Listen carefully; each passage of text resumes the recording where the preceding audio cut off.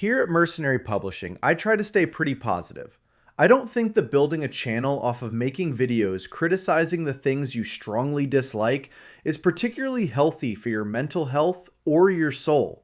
Even so, every now and again, it is fun to just tear something apart, to satisfy the aggressive, destructive desires that resides in each and every one of us. As this is my first full year of making video essays for this YouTube channel, I wanted to kick off this likely annual tradition by hammering the video game I hate the most, more than all the other slop and half-baked games I've played over the years. With 30 years of gaming under my belt, the video game I hate the most is Days Gone. It's not the worst game I've ever played, but it is the game that I can't think about without forming a frown on my face, because it is a game that feels designed specifically to piss me off. Why? Why does Days Gone make me so mad? Why do I find Days Gone to be so personally offensive? And why should Days Gone be a warning to every developer who ships a buggy, unfinished game early? Join us here at Mercenary Publishing for this in-depth discussion on Days Gone. The story of Days Gone is one of doom. From the very start, it seemed like the stars were aligned against this project. But let us begin this story with its grand reveal. 10 years ago, Sony held what is widely considered one of their best E3 conferences of all time. Starting off their presentation with a live musical performance, gamers were enthralled with the return of Kratos in a new Norse mythology-based God of War. To see the return of one of Sony's favorite icons, now with a son of his own, and a new over-the-shoulder gameplay style, made for one of the greatest game reveals in entertainment history. So it does feel like Sony might have set up Days Gone for failure given its placement in the show. The gaming audience would get its first look at Days Gone following the reveal of God of War. Contrary to popular belief, it is not actually in your best interest when organizing a conference to make every moment pop. No, you actually want to have highs and lows to make your presentation like a roller coaster, so that when you do make a special announcement, it not only feels more exciting, but allows the audience to process what you've just shown off. Any game that followed God of War was going to be a letdown, if only because there was hardly anything out there that could match the excitement generated by it. If you go back to the past and check out reactions to the 2016 E3 Sony conference, you'll see that most people were still focused on and talking about God of War instead of giving the game that came after it any proper attention. The only reason I perked up is because I saw Sony Bend was making it, but we'll discuss that more later in the video. Sony knew this, but to address the issue at hand, they made a choice I'm still not entirely sure what to think about. The very first trailer for Days Gone, the one they showed after God of War, presented a game that is significantly different to the final game we got. This trailer is just a narration of the main character as they navigate the wilderness, trying to survive in a post-apocalyptic society. There are no zombies in this trailer, or combat of any kind. More than anything, this trailer seemed to suggest that it was perhaps a heavy story-focused game, interested in character interactions in a world where society has fallen apart. The E3 show continued onward though, and Days Gone was quickly forgotten. Remember what I said about how conferences should be a roller coaster? Well, just as the audience was starting to get settled in, a new trailer was shown for The Last Guardian. Directed by Fumito Ueda, one of the most famous game creators of all time and the genius behind Shadow of the Colossus, this game had begun development for the PlayStation 3 all the way back in 2007. It was at E3 2016 that a release date was finally announced for that year. God of War made it difficult to focus on Days Gone before its reveal, and The Last Guardian take all of the attention away after. This would continue to be a wild show, with many great games getting showcased. Along with its legendary beginning though, the ending of the conference would be just as wild. Hideo Kojima would officially show off his first trailer for the game he was developing in partnership with Sony, Death Stranding. To top that off, Insomniac announced they were working on a brand new Spider-Man game, which would turn out to be the greatest Spider-Man game ever upon release 2 years later.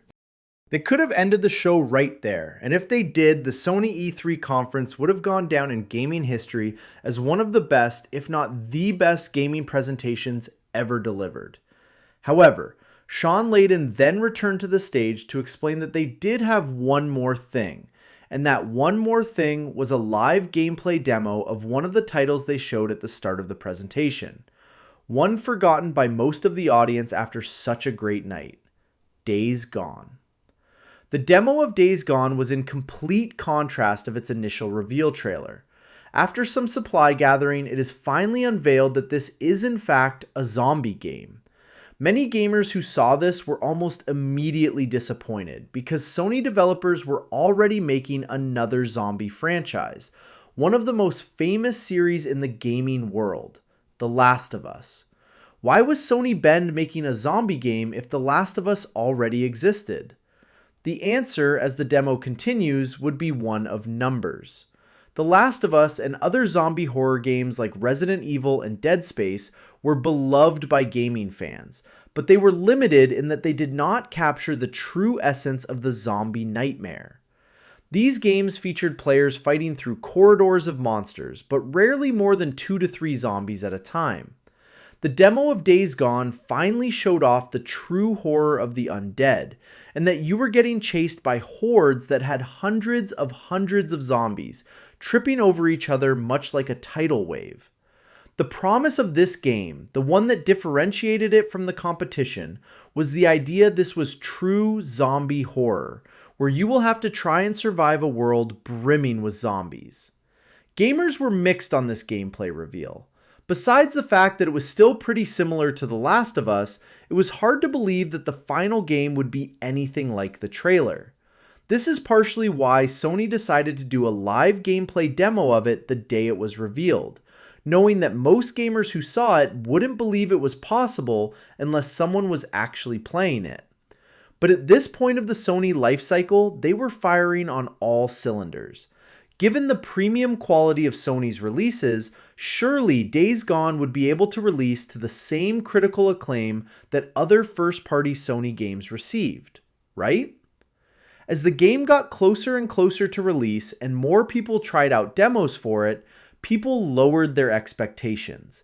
It wouldn't be a 9 or a 10, but if it was at least a 7 or an 8, then it would still be worth playing. It would be a nice appetizer as fans waited for the release of The Last of Us Part 2, a more arcade-like alternative to Naughty Dog's hit series that could be fun in its own way. That was the hope, but no one could have expected just how much of a disaster Days Gone would be at launch. Following a couple of delays, Days Gone, developed by John Garvin and Jeff Rose, would release on April 26, 2019.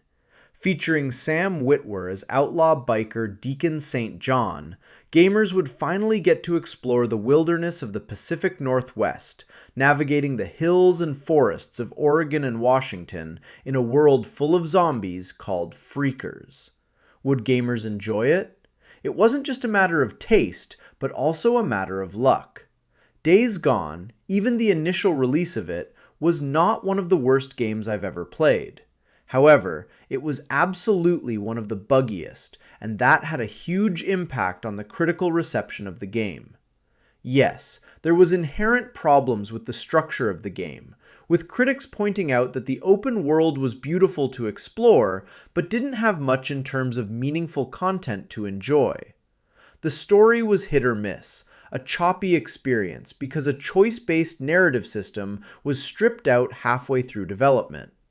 People couldn't help but compare it to The Last of Us, which was the superior alternative in nearly every way, save for the cool hordes that, for better and worse, didn't respawn once they were destroyed. Even then, whereas the game reveal suggested hordes would have close to 1,000 zombies that swarmed players like a tsunami, the final release of Days Gone featured hordes that often only had 50 to up to a couple hundred at a time. Hordes that the player could easily destroy by just driving around in circles, or even just climbing to places the zombies couldn't reach with their very poor AI. More than anything else, the biggest problem with Days Gone is that it was one of the buggiest games ever released by a Sony first-party studio. To try and list all of the issues it had would be rather difficult because this game experienced them all. Highly unstable frame rate, unusually long load screens, and frequent crashing was some of the more common issues. If you played on a base PS4 instead of a PS4 Pro, your console would often overheat if you never bothered to clean it. Sound would cut in and out along with other audio issues, and some unfortunate players would even miss entire cutscenes and missions because the game would just skip them. Oh, did the game fail to spawn a mission objective? Hope you have a save you can reload from before the mission, because if you didn't, you would have been soft-locked from continuing the game until the many patches came rolling through that attempted to address many of these issues. Want to know how my experience went? Well, besides the issues above, threw a Molotov about 15 hours into my playthrough. I was standing a bit too close to the enemy, so my character caught on fire as well. Now, in an ordinary gaming experience, you would expect the fire to go out after a few seconds or so. Mine didn't. In my playthrough, Deacon St. John continued to burn. His head remained on fire no matter what I tried. I could jump, roll, run, drive, do anything I wanted, and the fire wouldn't go out. I tried to reload my game, and the fire continued to burn. I would go into cutscenes, and Deacon would be fine, but when I came out of them, his head was still on fire. I wasn't losing any health, so it wasn't affecting the gameplay per se, and I was tempted to play the rest of the game as a pseudo-Ghost Rider. Except Deacon wouldn't stop screaming. He continued to act like he was burning to death, even though he wasn't losing any health. I couldn't configure the game to shut him up without turning off other important audio, so I had to choose between continuing the game in silence or while putting up with Deacon's never-ending screaming, or restart my game since it was the only way to fix the issue. I put up with it for 2 hours before I threw in the towel. That was 17 hours of gameplay I lost because Sony decided to rush Days Gone out the door. That is where my personal hatred for Days Gone began. A hatred that has only grown deeper with time, much like a fine wine. In a year that started with the peak of zombie horror action, the Resident Evil 2 remake having released just a few months before in January, I forced myself through one of the worst zombie horror action games in Days Gone. I hate and still hate Days Gone to this very day. But should you try it out? Honestly, you probably should, because the Days Gone that's playable today is significantly better than the game I played way back when.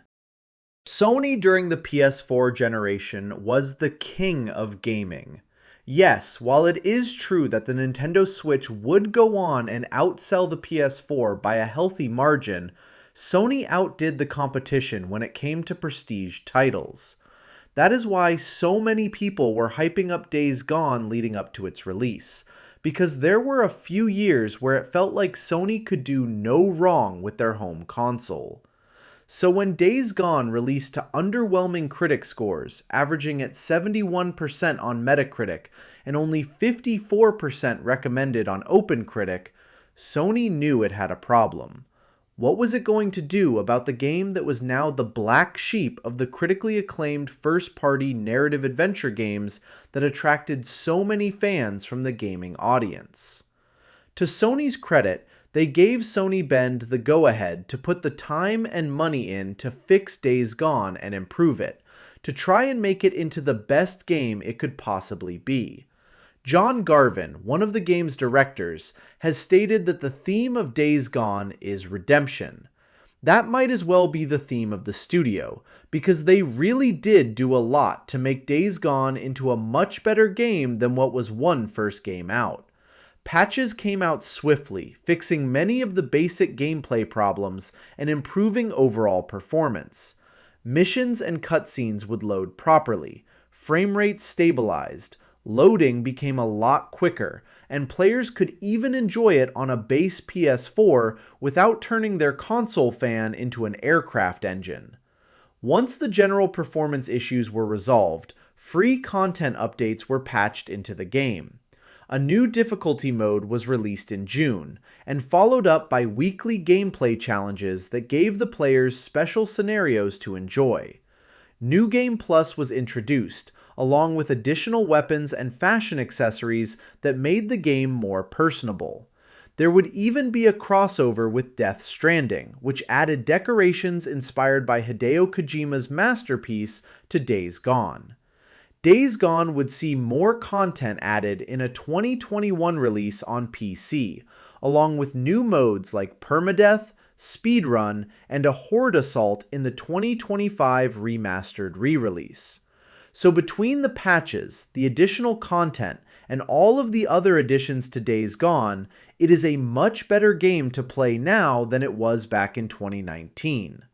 This helped the game accumulate somewhat of a cult following, and certainly helped its overall sales. Days Gone was strangely popular in Japan, of all places, doing even better than God of War and Horizon Zero Dawn. 8 years after release, it is believed that Days Gone has sold between 8 to 10 million copies, which is pretty good for a game that was such an underwhelming disaster at launch. If you look at the reviews for the most recent remastered release, Days Gone has a 78% on Metacritic and 75% recommended on OpenCritic, much improved scores compared to the original release. However, while Days Gone has seen a sort of redemption over the years, its studio has not. John Garvin and Jeff Ross, the main directors behind Days Gone, both left Sony in 2020, with rumors suggesting they were both forced out from the company. For 2 years following its release, Sony Bend kept pitching a Days Gone sequel, with Sony's final rejection coming in 2021. Sony Bend pivoted to working on a live service game, but like many of the other projects at Sony, it has since been cancelled as Sony pivots away from working on so many live service games. So this is where the story of Days Gone should end. An underwhelming zombie game that managed to turn things around enough to be considered a mild success, albeit one that never saw the same redemption like No Man's Sky or Cyberpunk 2077. It will always have its cult following, fans who truly enjoyed this open-world zombie game, but with each passing year, it becomes more and more of a piece of trivia for PlayStation fans than anything else. Nobody should really care about Days Gone that much, especially 7 years after launch. But not me. My hatred for Days Gone still burns bright. As long as I live, I will never, ever forgive Days Gone because of what it represents. When we return, I'll finally explain why Days Gone is emblematic of everything I hate about modern gaming. But first, allow me to present to you a work of entertainment that I am certain you'll enjoy more than Days Gone. Roll the ad, Kolob. Hey there, Mercenary. Are you enjoying the great content produced by that dumbass Anthony? The best way to support the channel is by checking out our book series, The Mercenary Saga, a stylish character action story featuring vampire mercenaries working as they fight the forces of evil in this genre-blending tale. For this video, I want to promote The Mercenaries Crusade, a high fantasy novel inspired by Dark Souls, Fire Emblem, Berserk, and other fantasy stories. The evil man-devil Moncad has conquered Anorta and plagues the land with the miasma of deathless death. No one can die, but no one can grow. No one can have children, No one can have a purpose in a world that has lost all meaning. This cannot stand. And to fix the world, Heaven deploys the vampire warrior, Sky Crystal. To save the world, she'll have to bring death back to its cursed lands, all while trying to outrun the Grim Reaper chasing her. Can she do it? Can she save Anorta in the year of life she has left? Support the channel and enjoy the story of the Mercenary Saga. Back to the essay, Anthony. Video games are an investment from fans. While all forms of entertainment require a certain level of trust from the audience to buy into the story being sold, the level of investment required from a customer is higher for video games compared to other forms of entertainment. A movie at the theater costs about $12 and just a couple hours of your time, and if you can wait, you can probably just watch it from home as part of your favorite streaming service. Similarly, a TV episode is, on average, just 44 minutes long, so if you don't like it, you can very easily move on to something you're sure to enjoy more. Back then, Days Gone released for $60 at launch. While that might seem like a good deal compared to the $70 and even $80 games that come out now, $60 was the highest price charged for AAA games at the time. That price tag denoted a premium product, for companies are supposed to charge more for things that are more valuable. And there is a lot of supposed to, a lot of trust that went into my purchase of Days Gone. While I was nervous going into it, I made the foolish decision to pre-order it for several reasons. I pre-ordered it because I trusted Sony to continue to publish high-quality games on the level of The Last of Us, Uncharted, Spider-Man, God of War, and other Game of the Year contenders. But for me personally, I was hoping for a hit because of the studio making it. I was born in the city of Portland, but I grew up in Bend, Oregon. I lived in Bend for most of my childhood, and have driven past the Sony Bend studio many, many times. For a few years as a kid, I dreamed of working there, and had even been given a business card by one of the studio heads after a chance encounter at the airport. Buying a video game, in some ways, represents a leap of faith. It is an act of trust that the people who made this product that they are selling you is worth your time and money. Sony Bend has put out good games before, including the often overlooked and underrated Uncharted Golden Abyss, and of the three publishers, Sony remains my favorite in terms of the games they make.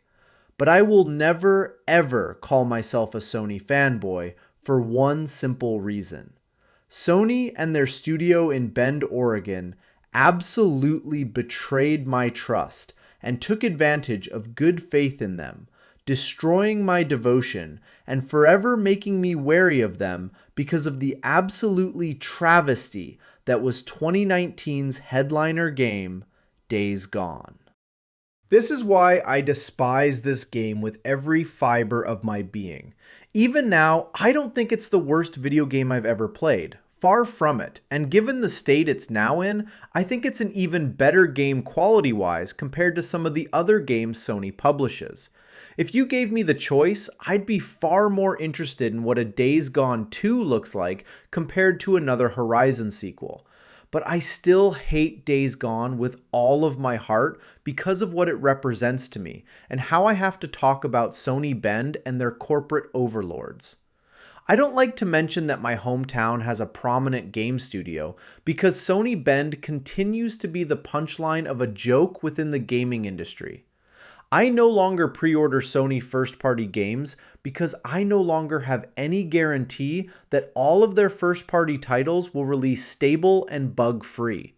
I am much less willing to go out and waste my money on 7 out of 10 games, because if critics are willing to give garbage that kind of score, I can be certain similar or worse scoring games are probably going to possess the same terrible quality as Days Gone. It doesn't matter to me that Days Gone is in a much better place now, at least to me. The first impression, the first playthrough of a game is always the playthrough that matters most. I bought Cyberpunk 2077 at launch, and while I had a good time with it, Certain design choices and the many, many bugs meant that I would have given it an 8 out of 10. I have tried to go back and play it through again over the years, but I find it tedious despite the many improvements. I don't enjoy rewatching movies, rereading books, or replaying games, so the first impression is often the only impression I have of the media I engage with, meaning that there is no redemption for Days Gone. After the time and money I wasted playing through it, and after destroying so much of the faith and goodwill I had in those involved in making it, this game will always hold a special place in my heart, albeit a dark one. Days Gone, forevermore, will always be my most hated game. Redemption is a powerful motivator. Sony and Sony Bend knew they screwed up by releasing Days Gone in its sorry state, and so did many things to atone for their mistakes. They added many improvements to the game, and the studio heads responsible for its development were effectively forced out of the company. Unlike their rival Xbox, Sony is much better and faster at learning from their mistakes and correcting them. I think it's going to be a long time before we see another game release as fundamentally broken and poorly designed as Days Gone. The future of Sony continues to look bright, even if they need to correct themselves after putting so much investment into live service games. On the other hand, Sony Bend continues to remain in a precarious position. Following the underwhelming release of Days Gone, they were among the studio's tasked during the Jim Ryan era to focus on creating a live service game. Over the years, we've learned it was to be a military shooter game, one heavily inspired by Siphon Filter.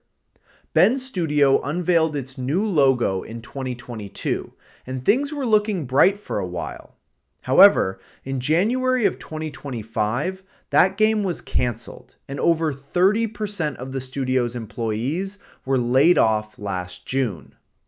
In the world of gaming layoffs, I do think that among Sony's first-party studios, Sony Bend is the studio most in danger of getting shut down, apart from a couple other candidates like Media Molecule. I don't want to see that happen. Just because a creator I like makes a bad product from time to time, doesn't mean I want them to continue to release crap. I still love Star Wars, even though I hated The Rise of Skywalker. I still loved the Stormlight Archive, even though I hated Rhythm of War. I still love Resident Evil, even though I was about ready to burn Capcom to the ground over publishing Operation Raccoon City. I want Bend Studio to release their next game and for it to blow the world away. I want it to be one of the best games I've ever played. I want it to be so good, I can even find it within my heart to forgive them over the travesty that was Days Gone. But I will not mourn them either if they do not survive long enough to do that. I will pity the employees who are let go, but I will shed no tears or say kind words to the studio they've built. If the day comes when Sony Bend is shut down, I will read the news with a smirk. That's how much I despise Days Gone. So Bend Studio better be working hard and fast on their game, because until it comes out, they will remain the black sheep of the Sony family. And that brings us to the end of today's video essay. Thank you for watching, Mercenary. If you found this video insightful and entertaining, be sure to leave a like and a comment, perhaps sharing what your most hated game of all time is and why. We publish essays every Wednesday here at Mercenary Publishing, so make sure to subscribe so you can enjoy essays like this one when they premiere. Thanks again for watching, and I look forward to speaking with you all once more in the next video, Mercenaries.